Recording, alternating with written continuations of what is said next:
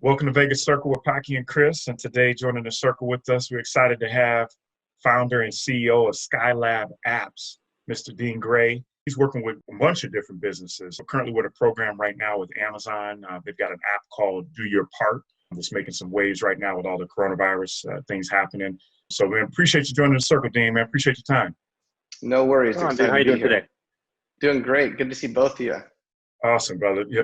So talk to us, man. I know you've been in business, for yourself for a long time. How did you get in business for yourself? Well, the short version is I went from entertaining. I used to be in the music industry as a young kid, and that sort of exposed me to tribes and audiences and communities. And, when you grow up and leave your small town, you realize that, well, your illusions get broken as you travel the world and see all kinds of people.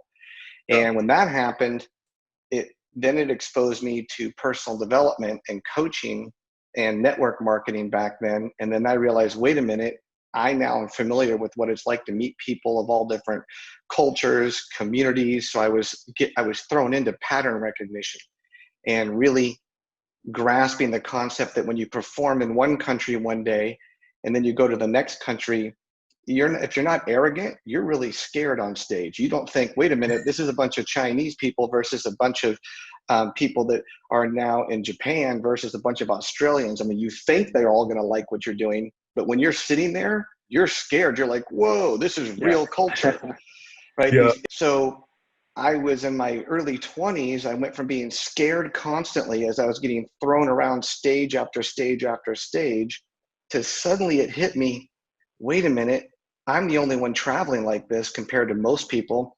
I know these people better than they know themselves. I can tell you what's going to make them laugh, what's going to make them cry, what's going to make them feel sexy, what's going to inspire them. So I went from being nervous to suddenly realizing I was in the human petri dish of human patterns. So my fear became my confidence after a while. That's good. You've always had a pulse, man, just on business and people, just something personal for me. I met you it's probably been like 18 years, I think, since I met you. And man, you spoke life to me when I was 22 years old, man, which is just awesome to be able to see you, 18 years later, man, and just still killing it. I've watched you from afar, and I've always just loved how you've built business, paid attention to culture, but been yourself. You know what I mean? That's what I loved about seeing you. Always be yourself, man. You haven't changed that way, man. I love it.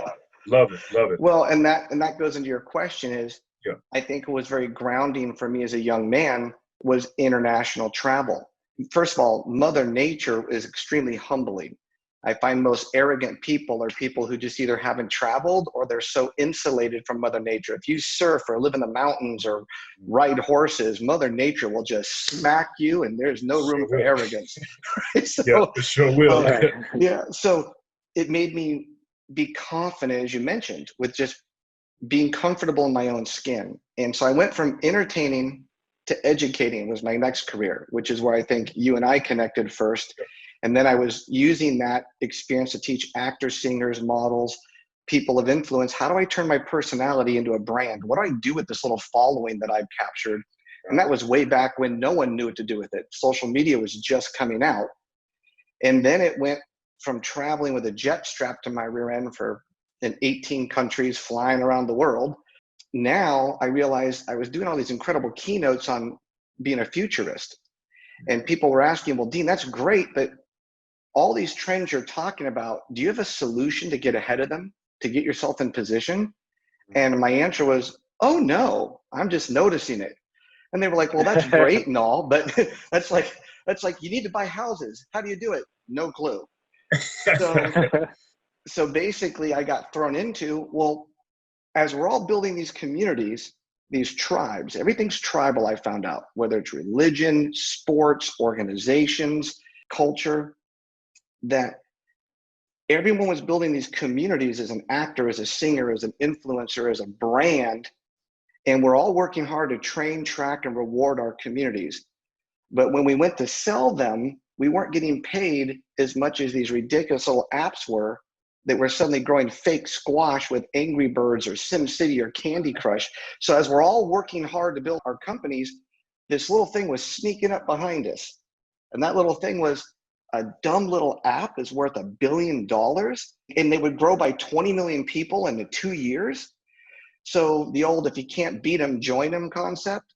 Mhm. So I started to feel like a little bit of a settler when I was speaking for so long, and I was used to being a pioneer. So I said, you know what? I'm going to dive into this app world, get ahead of the curve, and I'm going to go figure out why, if you can build a small community and put it on your own app, why 5 or 10,000 people could be worth 10 million. If you have 50,000 people, you could be worth another 100 million. And so I did 300 interviews in multiple countries with speakers, authors, pastors, military leaders, anyone who had developed a community for over 5 years, and said, what's the problem we all have in not only building this book of business, but maintaining it? And then through all those interviews, we discovered you would need to train, track, reward, and have a way to do this 24 hours a day. And we needed to do it in an app. And that's what led me to launching Skylab, which is what I do now. That's awesome, man. How That's did you awesome. guys end up connecting with AWS? And for our listeners, AWS is Amazon Web Services. How did you guys connect with them? Well, when I decided to leave the public speaking arena and go dive into tech, I was your classic naive entrepreneur who thought, oh my gosh, I'll just go build a tech app because everyone believes they can build an app. If we all have friends that are developers.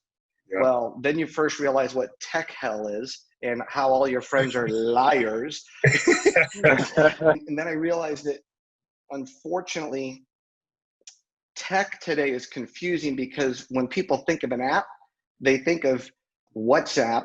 People forget it started with 10 million. It's worth billions now. They think of Instagram and Facebook. So when you say I'm going to build an app, you're competing with the fact that if that app doesn't feel like a local billion-dollar company, no one wants to use your cute little app. So I thought I'd go build these little features, like a chat feature or something that felt like Instagram. And then the developer's like, sure, while you're at it, why don't you just throw in Facebook? It's just a cute little feature. So it cost a lot of money. And to get to your question, I realized that I had to build an app factory, meaning not an app, but an app factory. So you know how WordPress helped the whole world go online 15 years ago?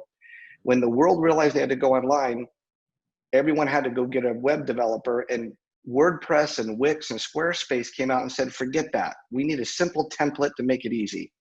Well, there was no WordPress for apps, and apps are the new websites. Chat is the new email. No one opens email as much as chat. And permission-based data is king.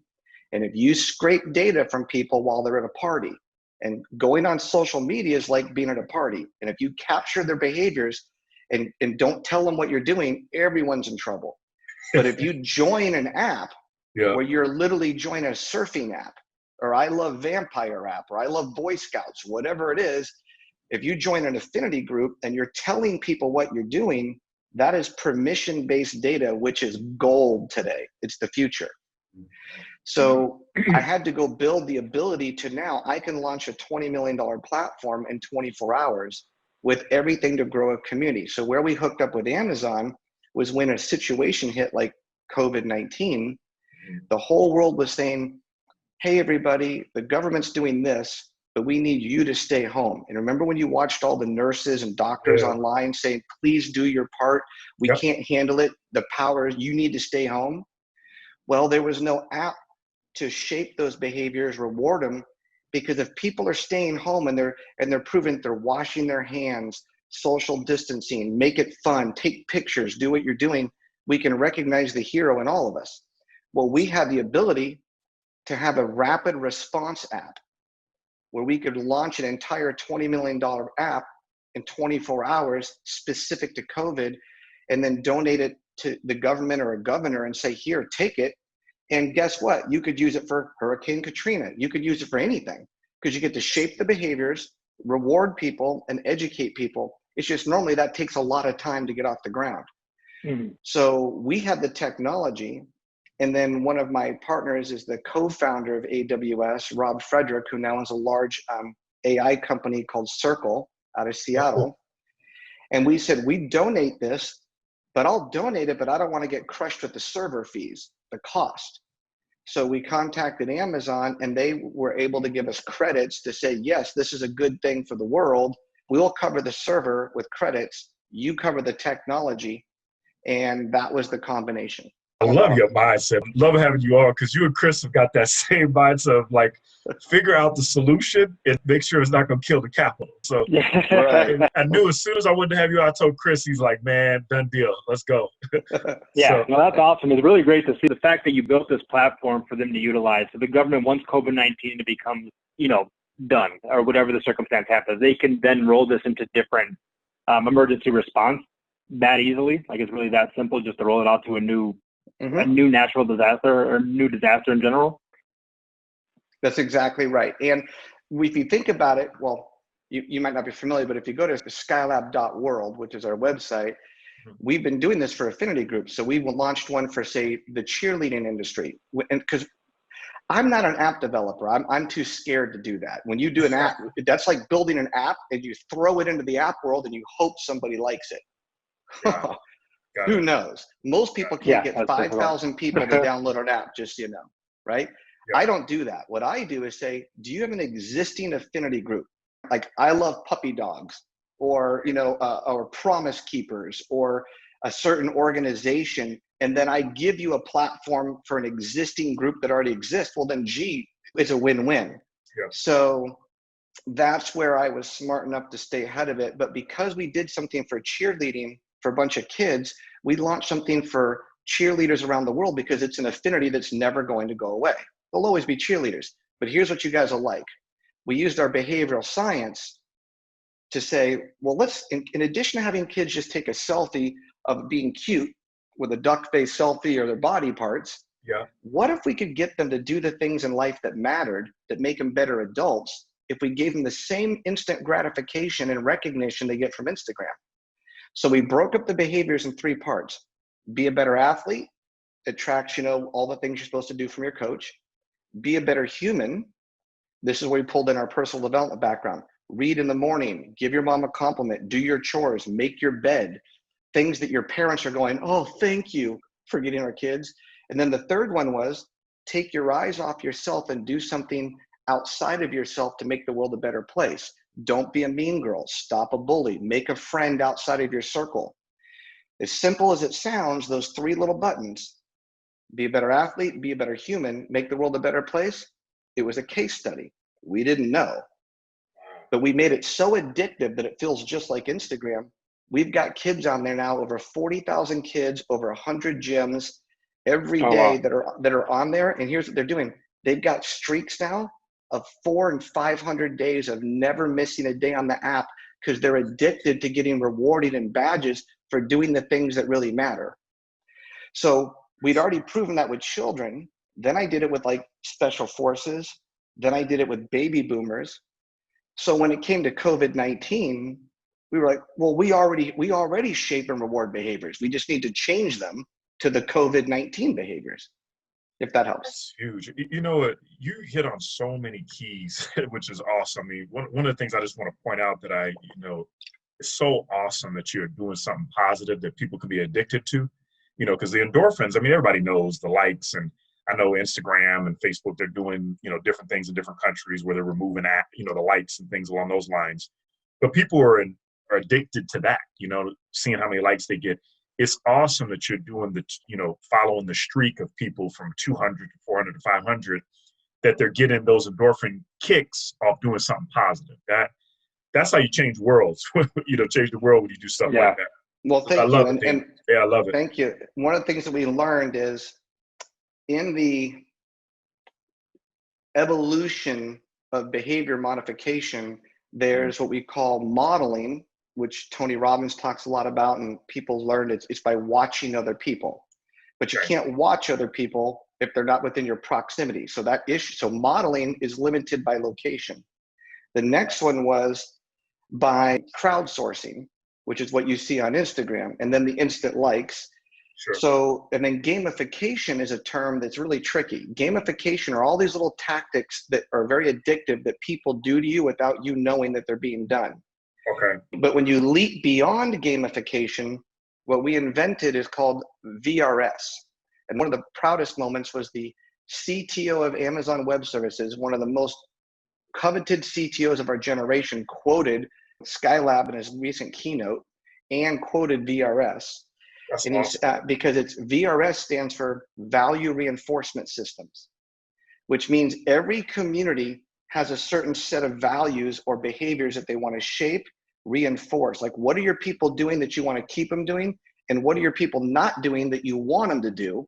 And if you had the power to put those buttons there and then allow the community to like and share, it's an ecosystem. As simple as that sounds, can't do it on Facebook or Instagram because you don't have the power to put those buttons.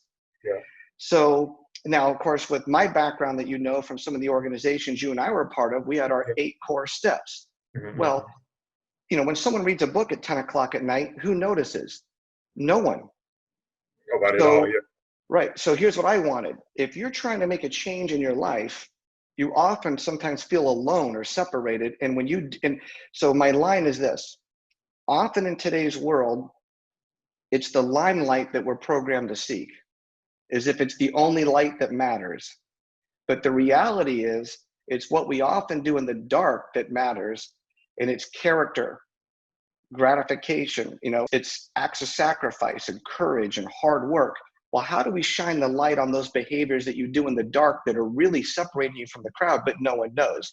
Well, now, one of my proudest moments, I can go to any of these communities, look at the activity feed, and I can see Susie just read, Harry just finished doing push-ups, Frank just did his affirmations, and when I see it and you go like, you've normally not noticed for those subtleties.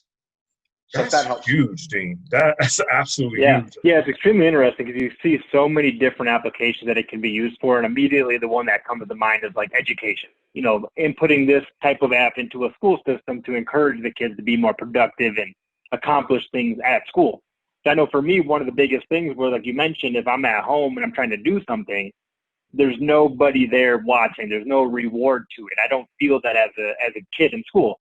But if you were to implement something like this, you feel rewarded for those things, and it makes the process much easier, more streamlined, almost like you said, gamification of it, like a video game reward mentality. Yeah. And it's extremely, it's a great concept. It really is. Thank you. And I didn't create any of this. I just curated it, because what I noticed is what was so addictive about social. It was like-minded people gathering around a specific topic, and it was the acceleration of the issue. But unfortunately, now when you do that, I can go join a Facebook group or an Instagram group, but none of us have the power to set the parameters, only they do. And then probably the next biggest thing that this will shock you, I changed my business model. I said, when people come to us on like a normal SaaS model where they just rent our platform, I let them know that they can start with us, and for a fraction of the price, they can launch an entire ecosystem, an entire Facebook or Instagram in 24 hours. We give it to them, comes complete with all this. And we charge as low as 15 grand for a micro influencer or 50 to 100 grand for a major company. Well, that's nothing compared to the 20 million it costs to build. Yeah. But more importantly, it's not that they just pay a setup and a monthly, but normally you're just stuck on another platform. So you got off Instagram and now you got on Skylab. What we tell them is at any given time, you can buy out the client code and you can own it. Now, initially my investors freaked out. They're like, why would you ever do that? Because if you don't truly add value to the client going, did you know that your existing community, if it was on an app that you owned and maybe 5 or 10,000 people doing something once a month, you're worth another 10 million? And they're like, no. Well, here you go. And the success story of that will drive us more clients than trapping those people. Dean, that's huge. I've been following people like Ryan Leslie, Master P's of the world in the music industry, and that's literally what they were trying to do, is trying to pull themselves off, your iTunes of the worlds and things like that, so they could really track their organic listeners and organic people, And I know with your background of being in the music industry, that is so huge, because you said the key word, ownership. Everybody wants to own, and you don't own your pictures. You don't own your data on third party, Facebooks and things along those lines, and Instagram. So that's huge that you're able to do that. And I could see why you guys are continuing to be successful, is because you actually can own it. You could take advantage of it. If you were to sell it, or you could actually still have that data, and everybody wants data. They I gotta tell them, Exactly. I give you the control. Look, we did all the work that you don't want to do. If you're busy mastering your craft and you've got a community, you're too busy to learn this. Just you basically give me my new toy, let me control my toy, and then let me own my toy.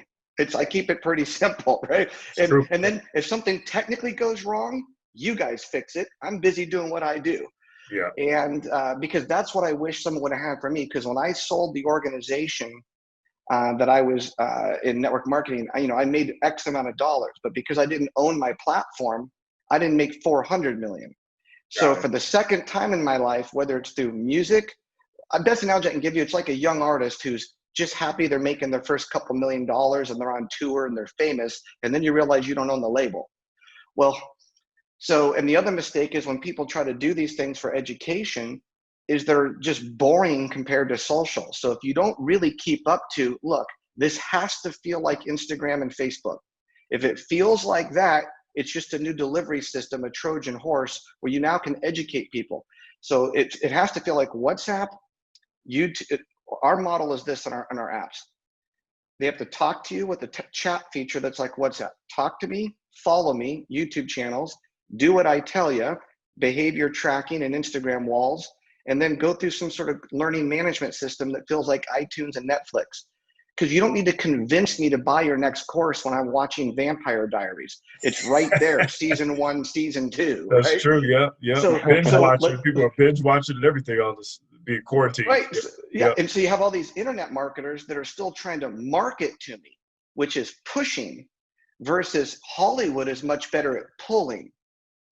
Because, right, so let me see season 4, let me see the picture and the title, and I want it, but I either haven't earned my right there, which is game theory, I haven't earned it, or I just haven't purchased it yet.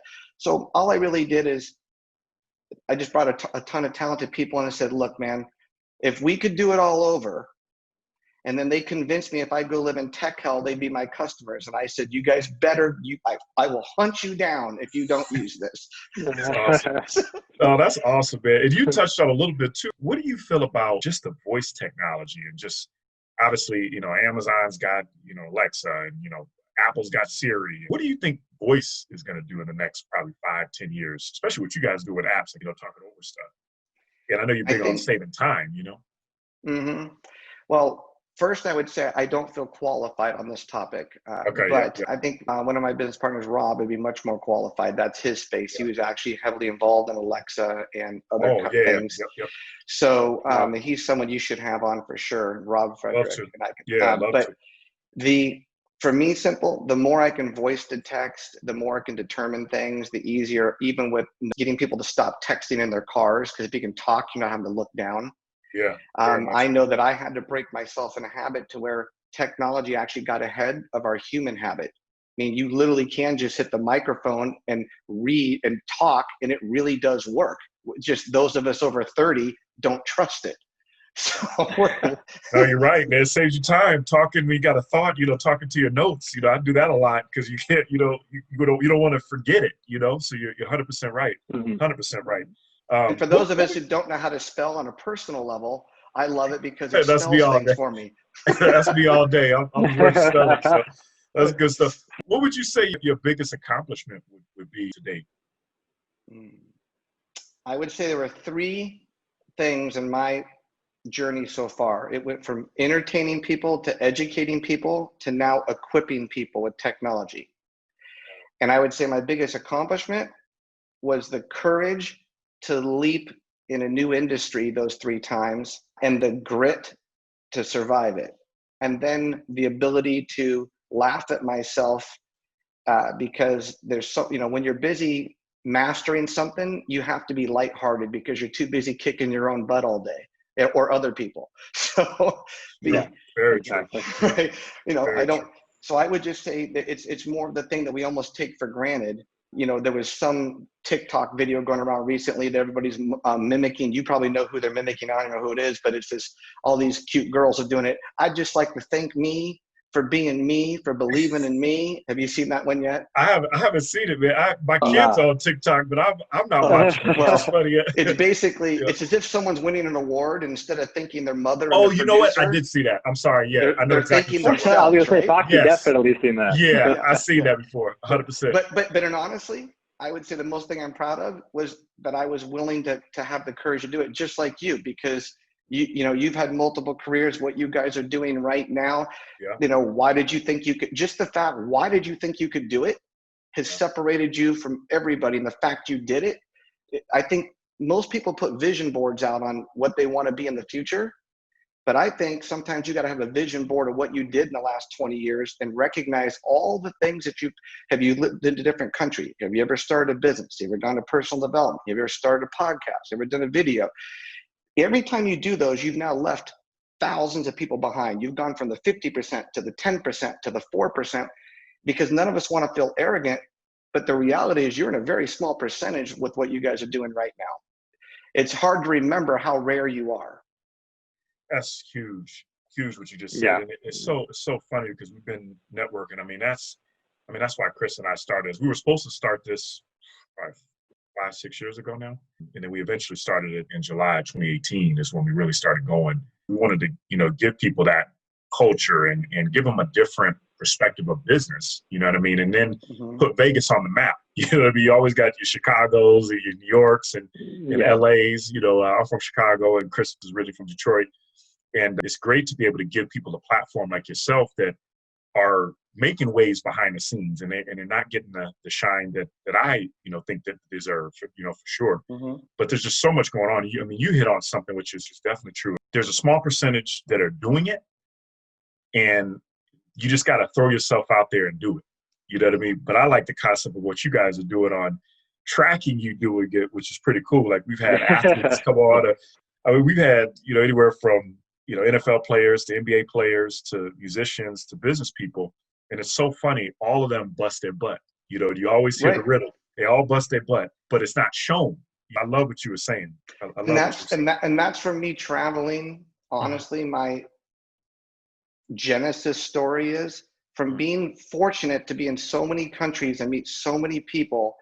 And I would say so many weirdos, so many slackers, also so many champions that, as you mentioned, I realized the people that were busy mastering their craft were so busy becoming excellent, they never had time to market themselves. And the people that were the best known usually had the best publicists, and they weren't the best speakers or educators.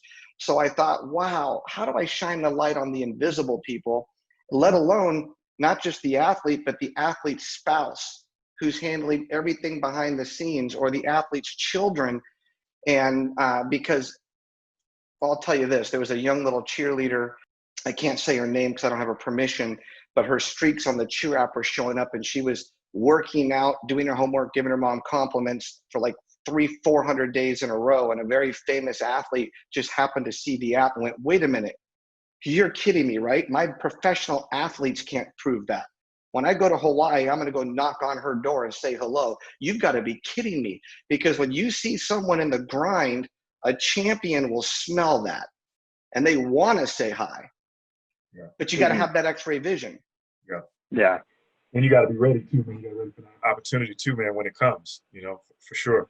So what do you see the future of Skylab Apps? What do you see you guys doing in the next year or 5 years, especially with this weird, you know, situation we're dealing with right now? You guys are still making huge waves. Sure. Well, the past 4 years has been case studies with small communities and tribes. Now, because of we've scaled our technology so much larger, we're now just going to larger influencers, working with celebrities.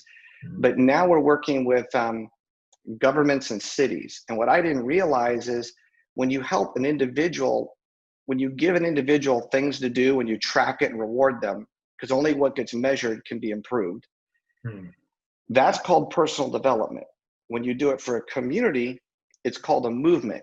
What I didn't know is when you do it for a city or a government, same thing, it's called economic transformation. And there's billion-dollar funds associated to it because a city needs to prove that they're a worthy place to move. If you move to our city, our children do better, our schools are better. You know, we were working now with Dubai 2020, which is now Dubai 2021, Wow. is that, you know, they want to prove that we're not just people that are make all our money off oil, and we do empower women, and we do, and our children are awesome, and we want to become the innovation lab of the Middle East. So helping cities do it, but now you get into mega funds with incredibly cool keynotes at a peace summit with literally zero experience of doing it in real life. So if you can help people individually, we're now helping cities and governments do that. And so I take two things: helping enterprises and cities and governments, and then wanting to work with charities for the same reason. And you know, I feel like a kid in a candy store now. I'm finally through a lot of the tech issues, and now I'm just able to either donate this to certain people or work with certain people. Because when you see someone working so hard, I can now pour ice cream on top of what they're doing by helping them with this. That's awesome, man. Well, we're rooting for you, man. I mean, it's just, we appreciate having you come on and able to just kind of share your mindset and kind of share what you guys have been able to do. Is there anything that we forgot that you want to share? I think right now, if we can help accelerate the value of what you're currently doing, or accelerate your mission statement, because, you know, if you got to be able to prove it. Probably the biggest thing that hit me is when I finally got off the stages. Well, my last few years of speaking on the tour, I claimed that I was in transformation, and my evidence was all the thousands of people that would show up. But what I realized is it was a very ugly pill to swallow. I wasn't in transformation. I was really in information. I was doing incredible keynotes that was attracting people, but in order to be in transformation, I had to track the long tail of all those behaviors when they went home. So for anyone who's looking to actually jump into transformation and get out of just being information or content providers, that we finally have an ecosystem to help, and we'd love to help in that area. Or if someone can point this at something that makes that inspires them, we're at that point where we're at the phase where we're enjoying giving back. Would you mind giving how people can reach you? I know about the Do Your Part app, and then obviously Skylabs and things like that. They want to reach out and be able to build an app with you guys. How can So people, support? Skylab.world. They can go directly right there, or sales@skylab.world. Perfect. Is another email. And then, of course, you know, I'm pretty easy to find on LinkedIn as well. You know, my information's right there. So again, I built this to meet the captivating people. So, I mean, how fun is it? You know, if we're able to help, we help. If not, and it's, you know, and good people, we can smell out the weirdos pretty quick, and we can catch on to the good ones. So. No, that's true, man. You got the pulse, yeah. And guys, for our listeners, they got a really cool webpage, man. It's definitely, it's awesome, man. They got a really cool stuff that they're doing, man, and good energy, man. Dean always gives good energy, so definitely support whatever you're doing, man. It's good stuff. And congratulations. I've been looking at what you've been doing and hearing about your story and some of the people you've been interviewing, and you guys are. You're fun. You're fun people to have the interview with. So it's not a surprise to me that emerging talent is attracted to your energy. Thank you, man. That's the goal, man. Dean, definitely. It's coming from you, man. That's awesome. I really appreciate that, man. Seriously. So you definitely be able to check us out. And thanks again for your time. I'll be able to see us at thevegascircle.com. So we appreciate you, man.